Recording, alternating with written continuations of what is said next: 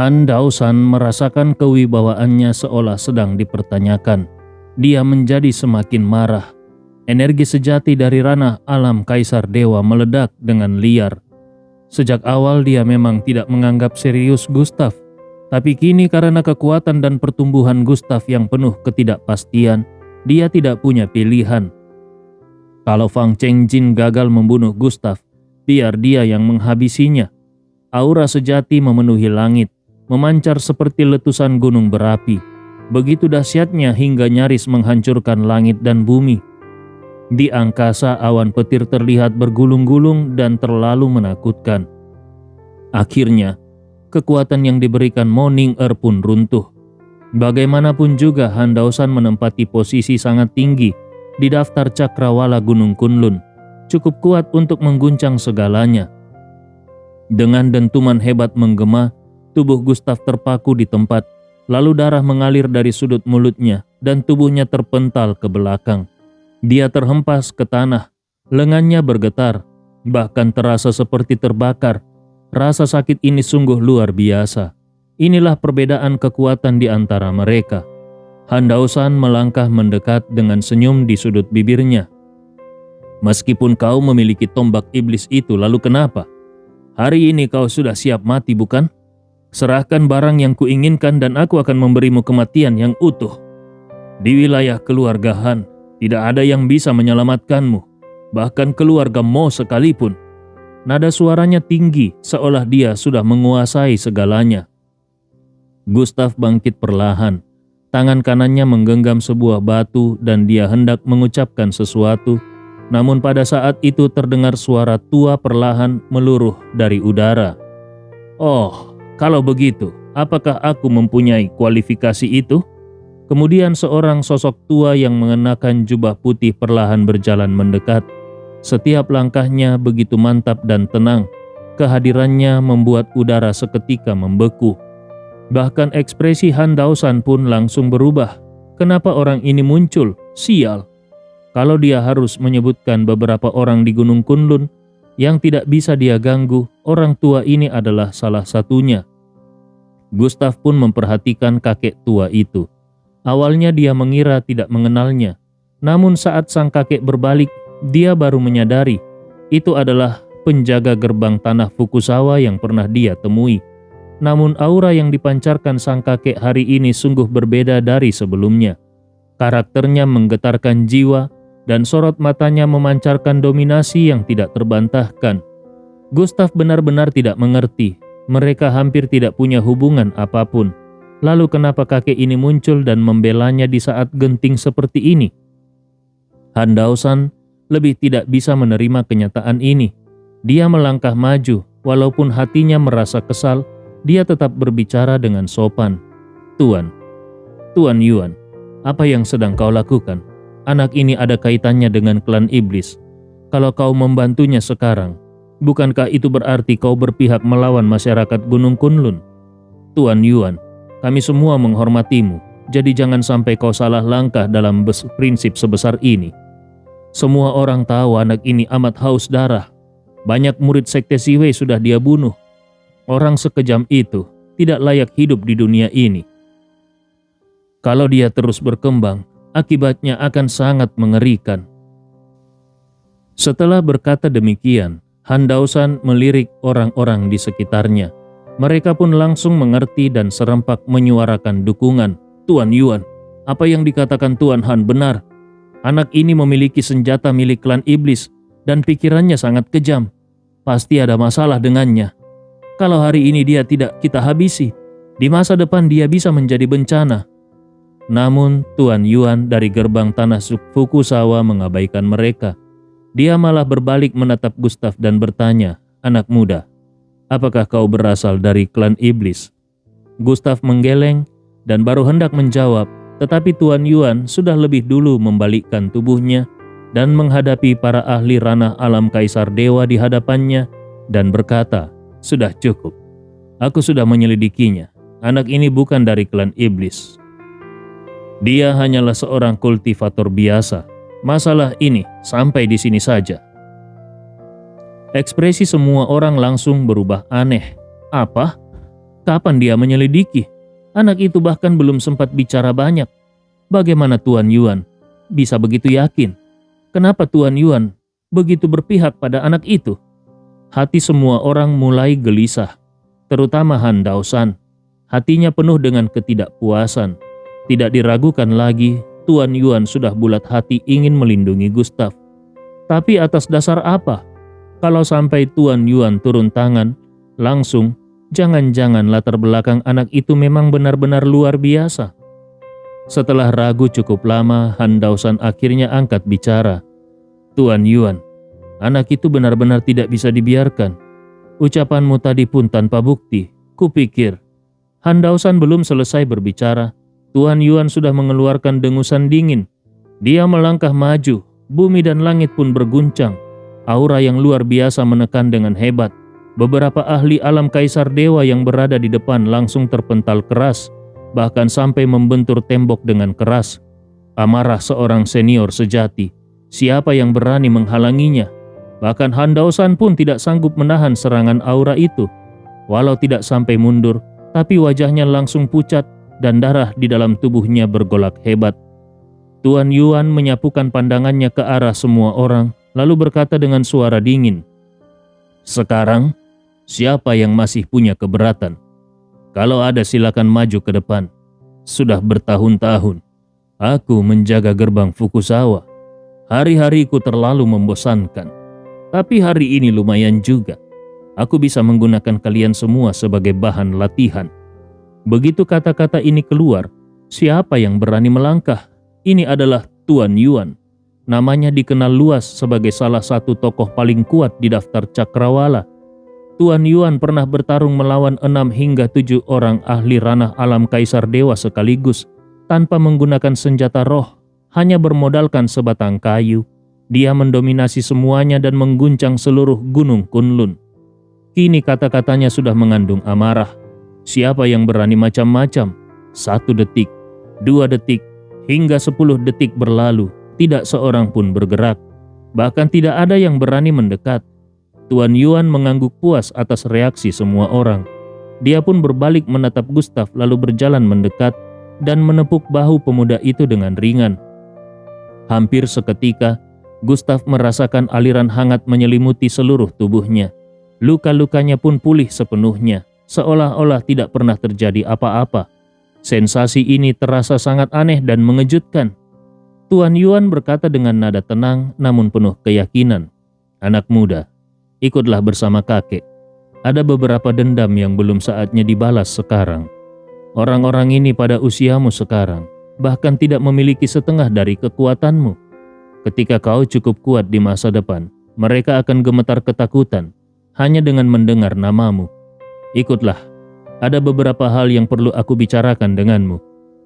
Gustaf sempat ragu beberapa saat, namun akhirnya dia mengangguk.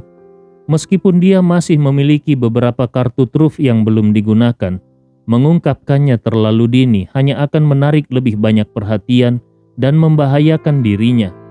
Tombak pembunuh 9 neraka saja sudah membuat Han Daoshan begitu tergila-gila.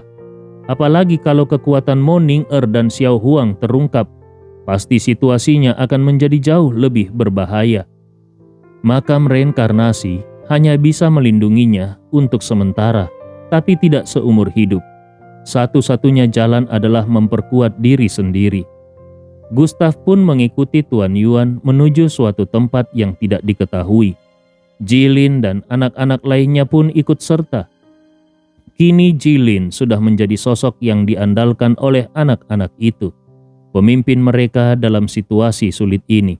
Sementara itu Han Daoshan menggertakkan giginya saat melihat Gustaf lolos dari genggamannya. Aura ganas menyelimuti tubuhnya, membuat para ahli di sekitarnya menahan napas.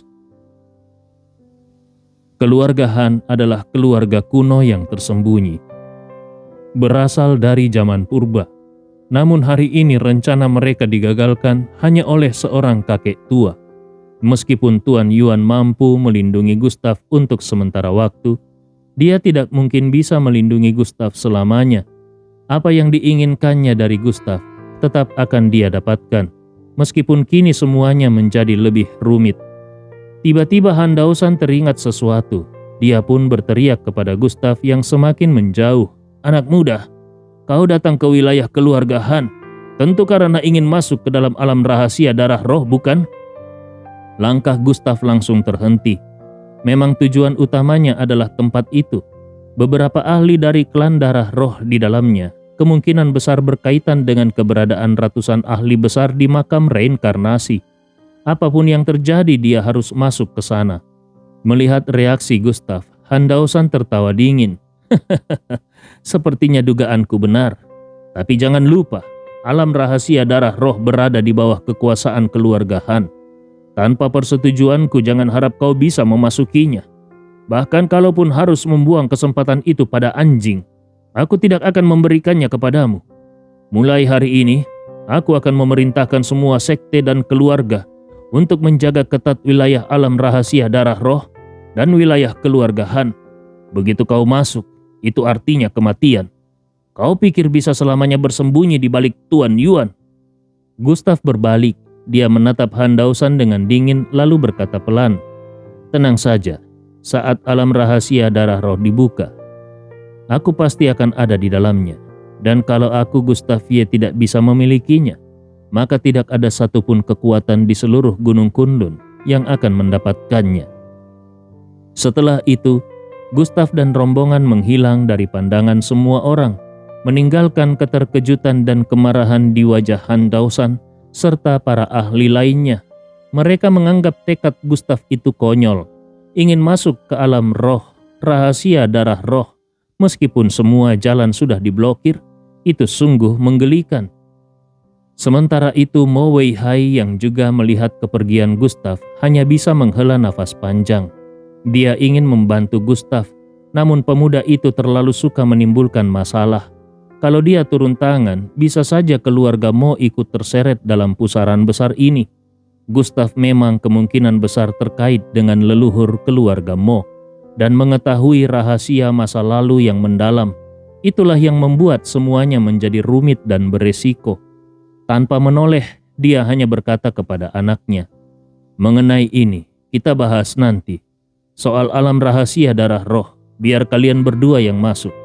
Ingat, lebih baik melepaskan peluang. Asalkan nyawa kalian tetap selamat. Ini bukan permainan."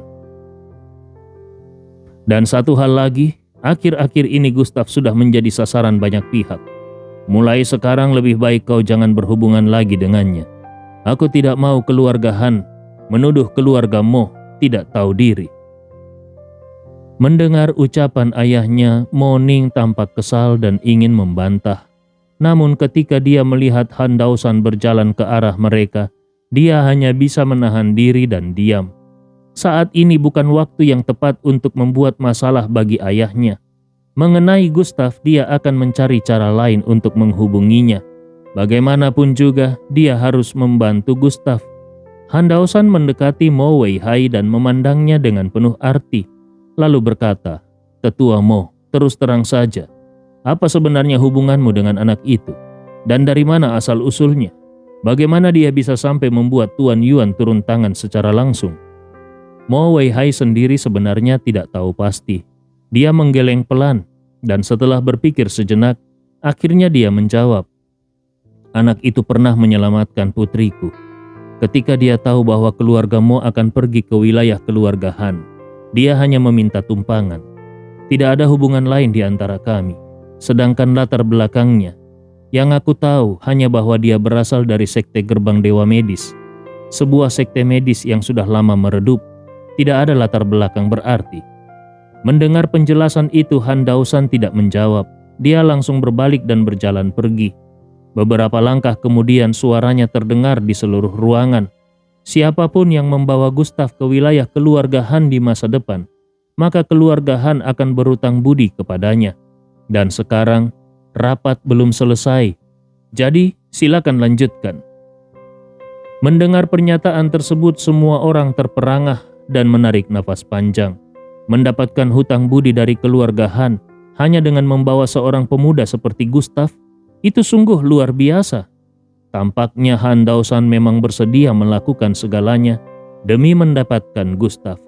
Namun dengan banyaknya sekte dan kekuatan yang mengincar, kemungkinan besar Gustav akan berada dalam bahaya besar begitu dia berpisah dari Tuan Yuan. Sementara itu di bagian utara wilayah keluarga Han, di tepi sebuah sungai kecil, Tuan Yuan menyuruh orang untuk mengurus anak-anak yang dibawa bersamanya. Sedangkan Gustav dan Jilin mengikutinya berjalan ke tepi sungai.